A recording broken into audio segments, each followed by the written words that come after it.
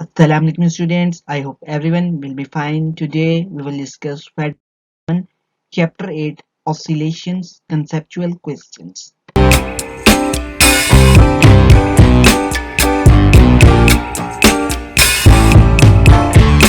Now, before our discussion, there are several special announcements. जो पहली announcement है वो ये है कि जो हमारे ई अकेडमी है वो ला रही है एक tutoring session for class 1 to 10। इसमें हम क्या करेंगे, जो क्लास 1 से 8 है उसमें हम तमाम सब्जेक्ट को कवर करेंगे, including English, Urdu, mathematics, science, social studies, history, geography, Islamiyat, computer science and जो क्लास 9 से 10 तक के सब्जेक्ट्स हैं उसमें हम साइंस सब्जेक्ट्स को भी कवर करेंगे और जो आर्ट्स के सब्जेक्ट होते हैं जैसे इंग्लिश, उर्दू, मैथमेटिक्स वगैरह उसको भी हम कवर करेंगे। तो अगर आपने जो हमारी ऑनलाइन ट्यूटरिंग है उसको अवेल करना है तो आप ये जो गिवन व्हाट्सएप नंबर है इसमें आप अपना जो है वो रजिस्ट्रेशन करवा सकते हैं। इसकी फीस भी बहुत अफोर्डेबल है हर एक के लिए। नाउ जो नेक्स्ट सर्विसेज दी जा रही हैं by the academy, word crafters के नाम से जो हमारी सब ब्रांच है वो कंटेंट राइटर सर्विसेज दे रही है। जो कंटेंट राइटर सर्विसेज है उसमें हम क्या करेंगे, जो आपकी क्वेरीज होंगी उसके अकॉर्डिंग जो है आपको एक plagiarism free 100% original content provide करेंगे। इसमें content writing, CV writing, letter writing, application writing, creative writing, assignments writing, feature writing, report writing, laboratory manual, equipments manual, final year project reports जो है नुमाया सर्विसेज है हमारी।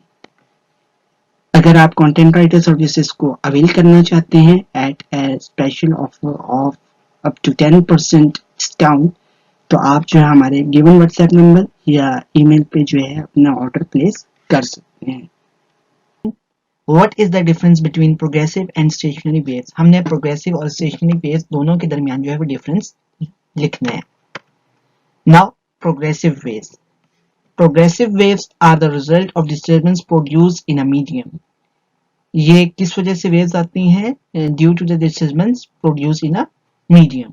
The disturbance is transferred from one particle to another particle and the wave moves on. जो disturbance होती है वो एक पार्टिकल से दूसरे पार्टिकल की तरफ पास ऑन होती है और इस तरीके से जो है वो वेव एक एंड से दूसरे एंड की तरफ मूव होती है। नाउ इसके अगेंस्ट जो स्टेशनरी वेव्स है, स्टेशनरी और standing waves are the results of superposition of two identical waves moving in opposite direction in a medium. जो स्टेशनरी या स्टैंडिंग वेव्स होती हैं वो सुपरपोजिशन के प्रिंसिपल की वजह से आती हैं। और सुपरपोजिशन किसका? टू आइडेंटिकल वेव्स, और उनकी डायरेक्शन क्या होगी? दोनों जो है वो एक दूसरे के अपोजिट डायरेक्शन में मूव ऑन हो रही होंगी। नाउ जो सेकंड पॉइंट है प्रोग्रेसिव वेव्स का, progressive waves transmit energy from one point to another as they move on. जैसे वो एक पॉइंट से दूसरे पॉइंट की तरफ मूव ऑन होंगी तो एनर्जी क्या होगी? ट्रांसमिट होगी। Now for stationary waves, unlike progressive waves, stationary waves have no onward motion. जैसे प्रोग्रेसिव वेव्स जो है वो एक पॉइंट से दूसरे पॉइंट की तरफ मूव ऑन होती हैं, इसके अपोजिट स्टेशनरी वेव्स क्या होती हैं? उनमें कोई ऑनवर्ड मोशन नहीं होता। अगर ऑनवर्ड मोशन नहीं होता तो इसका क्या मतलब है? Therefore, they do not transmit energy from one point to another. वो एक पॉइंट से दूसरे पॉइंट की तरफ एनर्जी ट्रांसमिट नहीं कर सकती। Now the third point of progressive waves is the amplitude of vibration of each point is same. जो आपके amplitude होगा वाइब्रेशन का वो हर एक पॉइंट के ऊपर क्या होगा? सेम होगा। Now for stationary waves, unlike progressive waves, each particle has its own amplitude of vibration in stationary waves. Stationary wave में हर पार्टिकल का अपना एक एम्पलीट्यूड ऑफ वाइब्रेशन होगा। At the node point the amplitude is zero. जो node point होगा उसमें हमारा एम्पलीट्यूड जीरो होगा। Then it gradually increases as we go towards the antinode where it is maximum. और जब हम नोड से एंटीनोड की तरफ जाएंगे तो मैग्नीट्यूड क्या होगा? वो ग्रेजुअली इंक्रीज हो जाएगा और एंटीनोड के ऊपर पहुंच के वो मैक्सिमम हो जाएगा। It again starts decreasing as we go further toward the node. और जब हम एंटीनोड से वापस नेक्स्ट नोड की तरफ आएंगे तो हमारा एम्पलीट्यूड क्या होगा? वो कम होने स्टार्ट हो जाएगा और नोड के ऊपर जीरो हो जाएगा। Now the fourth point of progressive waves. Unlike stationary waves, there is no node or antinode. Particles of the medium has similar motion. जैसे आप stationary nodes में या स्टेशनरी वेव्स में हमारे पास क्या होते हैं, नोड्स और एंटी नोड्स होते हैं। तो जैसा हमारे पास स्टेशनरी वेव्स में नोड और एंटी नोड होते हैं, तो इस तरह हमारे पास जो प्रोग्रेसिव वेव्स हैं उसमें नोड या एंटी नोड नहीं होते, और जो पार्टिकल्स का मोशन होता है ओवर द मीडियम वो बिल्कुल सिमिलर होता है। In stationary waves, we have nodes and antinodes. At nodes, the particles are static, while at the antinode, the amplitude of vibration is maximum. Stationary nodes में हमारे पास nodes और antinodes होते हैं, और nodes के ऊपर हमारा particle static होगा और antinodes के ऊपर हमारे जो amplitude है vibration का वो maximum होगा. Now, the fifth point of progressive waves, frequency of the progressive waves is equal to the frequency of the source producing them. जो आपके progressive wave की frequency होगी वो किस चीज की equal होगी, उस source frequency की equal होगी जो कि उस wave को generate कर रही है. Now, for stationary waves, frequency of the stationary waves is equal to the frequency of the superposing waves. जो आपके पास frequency of the stationary waves की वो equal होगी जो हमारे पास waves super पोज हो रही हैं, जिसकी वजह से हमारे पास स्टेशनरी वेव्स जनरेट हो रही है, उसकी फ्रीक्वेंसी के इक्वल होगी. Now question number 2, clearly explain the difference between longitudinal and transverse waves. हमने लॉन्गिट्यूडिनल और ट्रांसवर्स वेव्स में डिफरेंस बताना है. Transverse waves. In case of transverse waves, the particle of the medium vibrate about their mean position perpendicular to the direction of propagation of waves. जो हमारे पास transverse waves होती है उसमें जो पार्टिकल का मोशन है या वाइब्रेशन है वो परपेंडिकुलर होती है about the direction of propagation of waves. Now for the case of longitudinal wave, in case of longitudinal waves, the particles of the medium vibrate parallel to the direction of the motion of waves. और longitudinal waves में हमारे पास जो particle की vibration होती है वो parallel होती है to the direction of the motion of wave. Now, the second point in transverse waves is, in transverse waves there are crests and troughs coming one after the other. जो हमारे पास transverse waves होती है उसमें हमारे पास crest और troughs simultaneously आ रहे होते हैं one after the other. Now, in case of longitudinal waves there are compression and rarefaction coming one after the other. Longitudinal waves में हमारे पास compression और rarefaction आ रहे होते हैं one after the other. Now, in transverse waves, the distance between the two consecutive crests or trough is called wavelength. जो हमारे पास दो consecutive crests या दो consecutive troughs के दरमियान जो distance है उसको हम define करते हैं as the wavelength.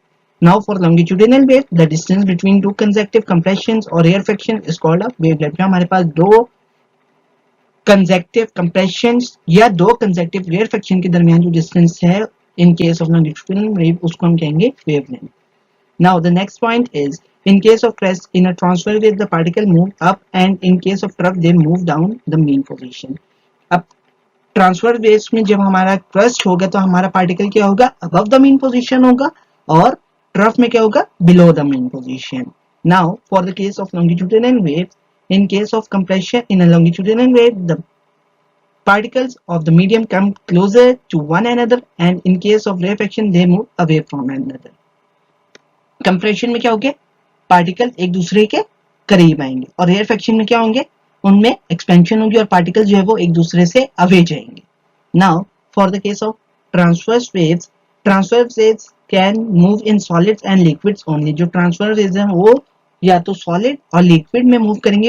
Electromagnetic transverse waves also can travel through space. जो हमारे पास जो इलेक्ट्रोमैग्नेटिक ट्रांसवर्स वेव्स हैं वो क्या है, स्पेस में भी ट्रांसफर या ट्रेवल हो जाएंगे. Now longitudinal waves can propagate in solids, liquid as well as in gases. जबकि लॉन्गिट्यूडिनल वेव्स जो है वो जो हमारे पास शेड्स ऑफ मैटर है, गैस, लिक्विड एंड सॉलिड्स, तीनों में जो है वो फ्लो हो सकती हैं. Now question number 3, how are the beats useful in tuning musical instrument. जो हमारे पास बीट्स हैं वो कैसे यूजफुल हैं कि हम किसी भी म्यूजिकल इंस्ट्रूमेंट को ट्यून कर सकें. Beats are useful in tuning musical instrument because they provide a clear auditory indication of the difference in frequency between two notes. Beats से हम जो है वो इंडिकेशन कर लेते हैं कि हमारे पास जो फ्रीक्वेंसी का डिफरेंस आ रहा है बिटवीन टू नोट्स वो कैसा है, और हम उसको इंडिकेट कर लेते हैं. When two slightly out of tune notes are played together, they create a pulsating sound called speed. और जब हम ऐसी दो ट्यून्स को प्ले करते हैं जिनमें हमारे पास जो ट्यून है वो आउट हो जाए, तो हमारे पास क्या होगा, पल्सेटिंग साउंड प्रोड्यूस होगी, जिसको हम कहते हैं beats. By listening to the rate of these beats, musician can adjust the tension or pitch of the string or other components of an instrument to bring the note into perfect harmony. और इस beat से जो है musician जो है वो adjust कर लेता है स्ट्रिंग की टेंशन या पिच को, या जो दूसरे कंपोनेंट्स हैं उस इंस्ट्रूमेंट में प्रेजेंट, ताकि जो हमारे पास नोट है उनकी एक परफेक्ट हार्मनी हमें सुनाई दे. This method is especially helpful for tuning musical instruments like guitars, pianos, and other string instruments to ensure accurate and pleasing musical intervals. और इन बीट से जो है हम जो इजीली ऐसे इंस्ट्रूमेंट जिसमें हमारे पास स्ट्रिंग प्रेजेंट हो, जैसे कि गिटार हो गया या पियानो हो गया, उनको जो है हम इजीली एडजस्ट कर सकते हैं ताकि हमारे पास जो है वो अच्छी जो है म्यूजिकल साउंड सुनाई दे. Now question number 4. Two waves pulses traveling in opposite direction completely cancel each other as they pass. What happens to the energy possessed by the waves? अब जो दो वेव्स हैं जो अपोजिट डायरेक्शन में move कर रहे हैं वो एक दूसरे इफेक्ट को कैंसिल कर देंगी जैसे वो एक दूसरे से क्रॉस होंगी.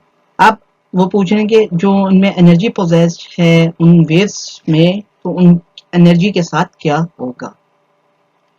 When two antiphase waves moving in opposite direction along the same line meet one another, they cancel each other. जब दो opposite direction में move होने वाली waves कहीं एक point के ऊपर आ गई कि वो दोनों जो हैं वो एक दूसरे से meet up हो गई, तो वो एक दूसरे के effect को cancel कर देंगे. However, the energy remains conserved. लेकिन जो दोनों waves हैं उनमें जो energy है वो conserved रहेगी. At the point of superposition, the net displacement of the particle of the medium is zero. जो superposition का point होगा उसमें जो हमारे पास displacement है particle की वो क्या होगा, zero होगा, which means the potential energy component of the total energy becomes zero. और जब हमारे पास displacement zero होगी तो हमारे पास क्या potential energy वाला जो component है वो zero हो जाएगा. और जब वो एक दूसरे से पास ऑन करेंगी, when they pass one another, they continue to move in their own respective direction without any change in their amplitude or speed. और जब वो एक दूसरे से पास ऑन होंगी तो वो कंटिन्यू रखेंगे अपने मोशन को in their respective direction, और जो उनका एम्पलीट्यूड है स्पीड है उसमें कोई चेंज नहीं आएगा. Now question number 5. What are the conditions of constructive and destructive interference? Constructive और destructive interference के लिए कौन सी conditions हैं? Conditions for constructive interference. The two waves are in phase. The initial angle of the waves at the origin must be same. जो constructive interference का case है उसमें दोनों वेव्स जो हैं वो इन फेज होंगी. जो इनिशियल एंगल होगा वेव्स का ओरिजिन के साथ वो क्या होगा, सेम होगा. And if the wavelengths and frequencies are same, the wave would have no crossing of crest and trough. और अगर उनकी वेवलेंथ और फ्रीक्वेंसीज भी सेम हैं तो उनमें कोई क्रॉसिंग का चांस नहीं होगा कि वो उनके क्रेस्ट और ट्रफ्स आपस में क्रॉस हो जाए. Remember, when the angle is same, the waves are in phase. जब एंगल सेम होगा तो उसका क्या मतलब है, वेव्स जो है हमारी इन फेज है. Second point about constructive interference is path difference is either zero or an integral multiple of the wavelength of either. Path difference या तो जीरो होगा या फिर वेवलेंथ जो हमारे पास वेव्स प्रेजेंट है उनकी वेवलेंथ का इंटीग्रल मल्टीपल होगा. In both cases, the crest of one wave will meet a crest of the other, and the trough of one will meet the trough of the other as they propagate. अब या जब हमारे पास path difference zero हो जाए या integral multiple हो जाए wavelength का, तो हमारे पास दोनों केसेस में जो एक वेव का क्रस्ट है वो दूसरी वेव के क्रस्ट से मीट करेगा, और इसी तरह जो पहली वेव का ट्रफ है वो दूसरी वेव के ट्रफ के साथ मीट करेगा जैसे जैसे वो प्रोपेगेट करेंगे. Now, mathematically, path difference d is equivalent to 0, lambda, 2 lambda or 3 lambda. Now, conditions for destructive interference. The two waves are antiphase or out of phase. जो दोनों वेव्स होंगी for the case of destructive interference वो क्या होंगी, anti phase होंगी या out of phase होंगी। The path difference of the two waves is half the wavelength और is odd multiple of half the wavelength. जो हमारे पास पाथ डिफरेंस है दोनों वेव्स का वो क्या होगा, वेवलेंथ के हाफ होगा या फिर ऑड मल्टीपल होगा of that particular half of the wavelength. In both cases, trough of one wave will meet the crest of the other wave and vice versa. जो एक वेव का ट्रफ होगा वो दूसरे वेव के क्रेस्ट के साथ मीट करेगा और इसी तरह जो एक वेव का क्रेस्ट होगा वो दूसरे वेव के ट्रफ के साथ मीट करेगा। Now, question number 6. How might one can locate the position of nodes and antinodes in a vibrating string? हम कैसे जो वाइब्रेटिंग स्ट्रिंग को यूज करते हुए नोड्स और एंटी नोड्स की पोजीशन को लोकेट कर सकते हैं। Nodes in a standing waves produced in a string happen on equally spaced interval. जो nodes हैं standing waves में वो produced होंगे at an equally spaced interval. The amplitude of the wave is zero at this location. Nodes के ऊपर जो amplitude होगा vibration का वो क्या होगा, zero होगा। At all these point two antiphase waves add together and cancel out each other. Nodes के ऊपर क्या होगा, जो दो एंटी फेज नोड्स हैं वो एड अप हो जाएंगे और एक दूसरे के इफेक्ट को कैंसिल कर देंगे। At a vibrating string the fixed ends force the wave to stop. जो फिक्स्ड एंड्स हैं वाइब्रेटिंग स्ट्रिंग के वो वेव्स को स्टॉप करने पे मजबूर हो जाएंगे। Therefore the fixed ends are always node. जो fixed end है वो हमारे पास always act करेंगे as a node. Along the vibrating string, other nodes occur at interval equal to half the wavelength of the wave.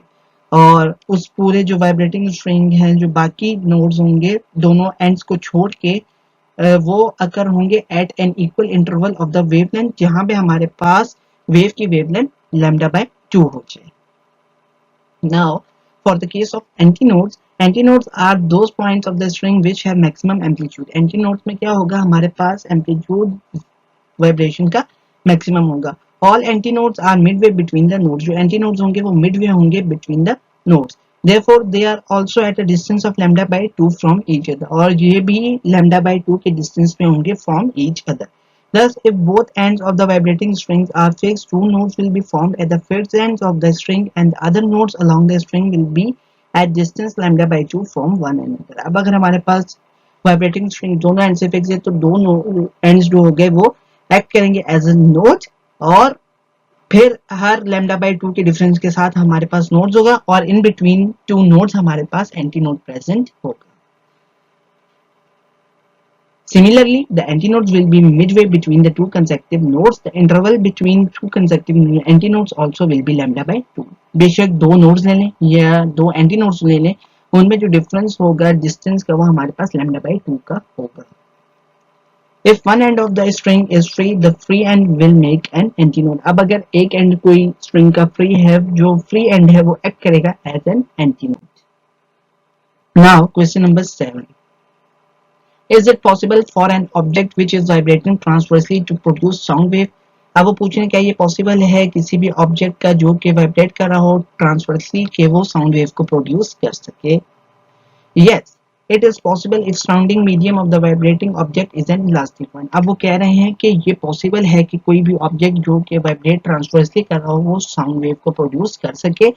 ये कब possible है कि अगर जो उसका सराउंडिंग मीडियम है उस वाइब्रेटिंग ऑब्जेक्ट का वो इलास्टिक हो। It will produce sound irrespective of its transverse or longitudinal motion or vibration. वो साउंड को प्रोड्यूस करेगा। अब वो इस बात के ऊपर डिपेंड नहीं करता कि जो हमारी वेव है वो ट्रांसवर्स डायरेक्शन है, लॉन्गिट्यूडिनल मोशन है उसका या मोशन कौन से। बस अगर हमारे पास इलास्टिक मीडियम आ गया surrounding medium of that vibrating object तो हमारे पास साउंड वेव प्रोड्यूस हो जाएगी। We know that when an object is vibrating, it does work on the surrounding. जब ऑब्जेक्ट वाइब्रेट कर रहा है तो वो क्या कर रहा है, जो उसकी सराउंडिंग है उसके ऊपर वो वर्क डन कर रहा है। The work appear as a forcing pushing the molecules of the surrounding medium closer to and then away from one another alternatively with the to and fro motion of the vibrating object. अब जब vibrate कर रहा है object तो उसमें क्या होगा, जो हमारे सराउंडिंग के जो मॉलिक्यूल्स हैं वो एक दूसरे के करीब आएंगे और एक दूसरे से दूर होते जाएंगे in the form of to and fro motion और हमारे पास उस रिजल्ट के तौर पे हमारे पास साउंड वेव प्रोड्यूस होगी। और जब वो एक दूसरे के करीब आएंगे या दूर जाएंगे तो उससे हमारे पास जो वेव्स की नेचर है कंप्रेशन और रेयरफेक्शन वो हमारे पास प्रोड्यूस होंगे। Hence longitudinal wave are set up in it. और उससे जब हमारे पास कंप्रेशन और रेयरफेक्शन प्रोड्यूस होंगे तो कंप्रेशन और रेयरफेक्शन के प्रोड्यूस होने से हमारी वो वेव क्या हो जाएगी, longitudinal wave.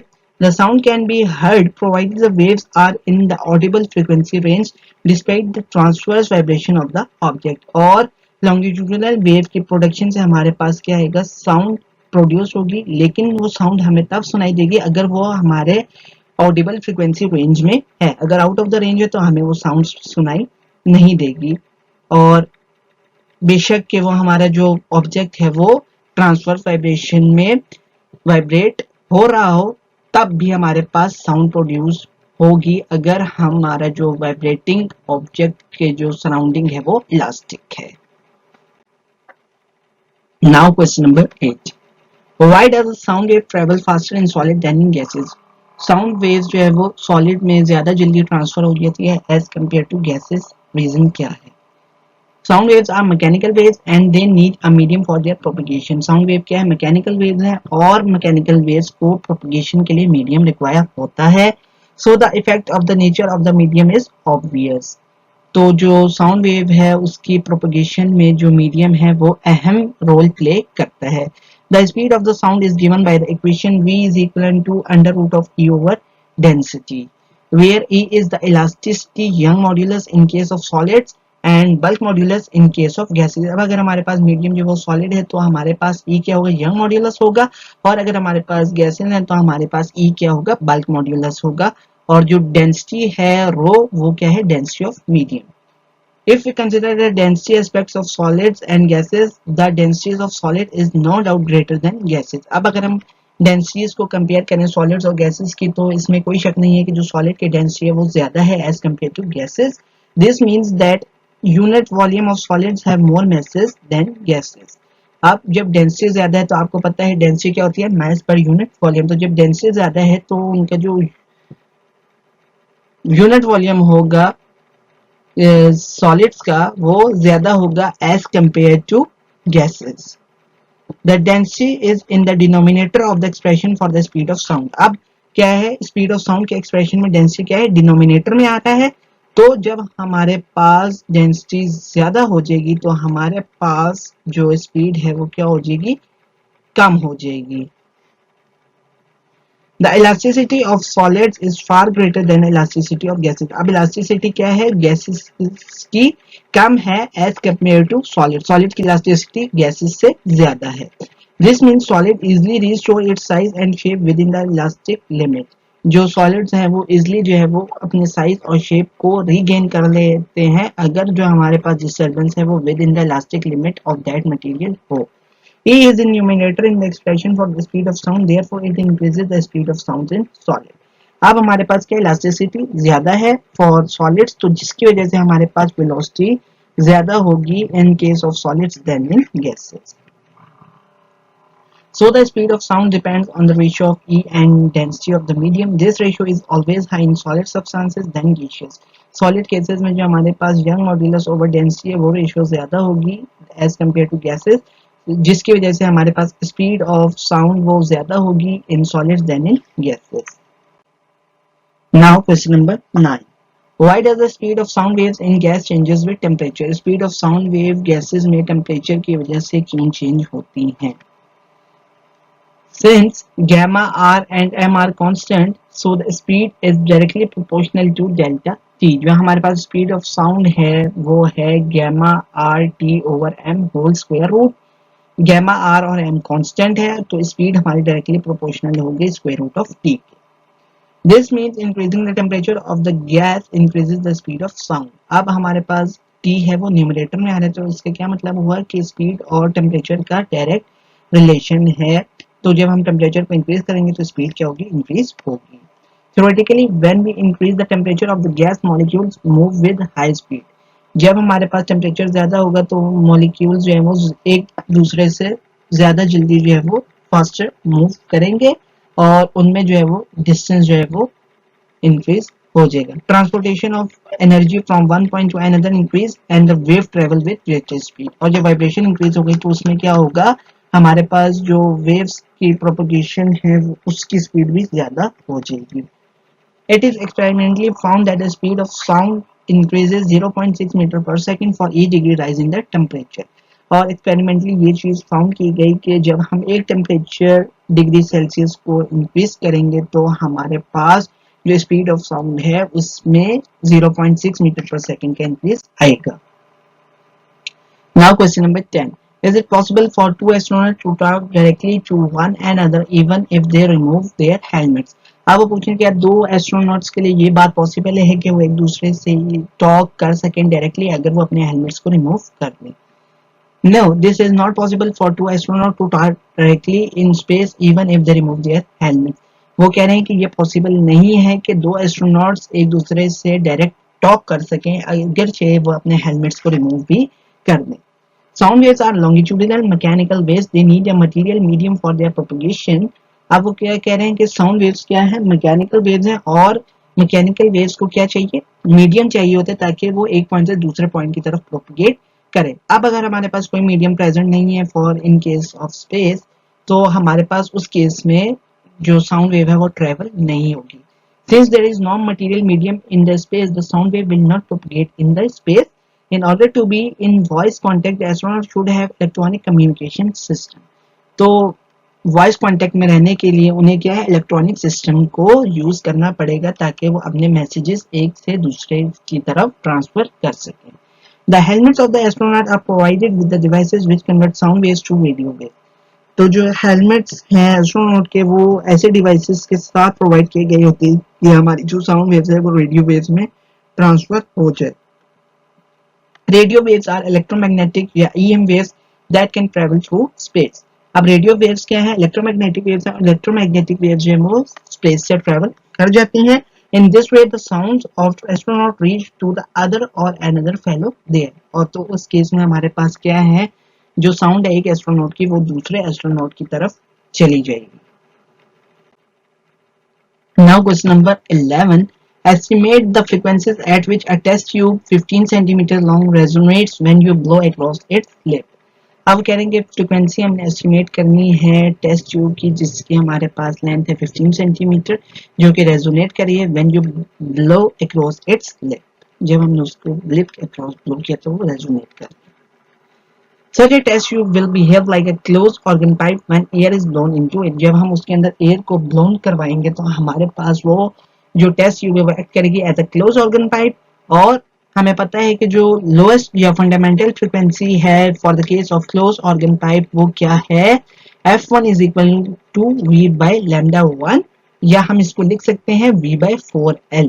And the higher harmonic frequencies are odd multiples of the fundamental frequency. और जो फंडामेंटल से आगे अगर हम हायर फ्रीक्वेंसीज की तरफ जाएंगे तो वो क्या है, ऑड मल्टीपल्स है of fundamental frequency. Generally the nth harmonic is given by f of n is equal to 2n minus 1 multiplied by f1। Here the length of the tube is 15 centimeter और in meter हम लिख सकते हैं 15 into 10 raised to power minus 2 meter। Let the speed of sound is 332 meter per second। Put in the above equation for the frequency of first harmonic। अब हम इसको जो है वो इस इक्वेशन के अंदर पुट कर देते हैं जो हमारे पास F1 की है तो हमारे पास फर्स्ट फ्रीक्वेंसी वाली इक्वेशन आ जाएगी। F1 is equal to V by 4L by putting the values of velocity जो कि है 332 मीटर पर सेकेंड और लेंथ है 15 into 10 raised to power minus 2 metre तो हमारे पास फंडामेंटल फ्रीक्वेंसी आ जाएगी 553.33 hertz. Now for the case of F2 जो हमारे पास नेक्स्ट फ्रीक्वेंसी है उसके लिए हम करेंगे V by 4L by 3 by putting the values of V and L we will get F2 is equivalent to 1659.99 Hz। या हम इसको लिख सकते हैं कि F2 हमारे पास जो है वो 3 टाइम्स है ऑफ फंडामेंटल फ्रीक्वेंसी F1 के, क्योंकि हमने क्या कहा था जो नेक्स्ट फ्रीक्वेंसी है वो क्या है, ऑड मल्टीपल है ऑफ फंडामेंटल फ्रीक्वेंसी। तो नेक्स्ट ऑड मल्टीपल क्या आ रहा है, 3 आ रहा है। तो F2 is equal to 3 multiplied by F1 505.333 multiplied by 3 we will get 1659.99 Hz। And the third harmonic, अब जो थर्ड हार्मोनिक है वो नेक्स्ट और मल्टीपल होगा, तो नेक्स्ट और मल्टीपल आएगा 5f1, तो 5 multiply by 553.33 we will get 200 and 2766.65 hertz and so on, हम मूव करते जाएंगे. Now that's all about the conceptual questions of chapter number 8. Thanks for watching. Please like my video and share my videos to other friends and press the bell icon for the subscription in order to get a notification for all the videos which will be uploaded in future. Till next video, take care. Allah Hafiz.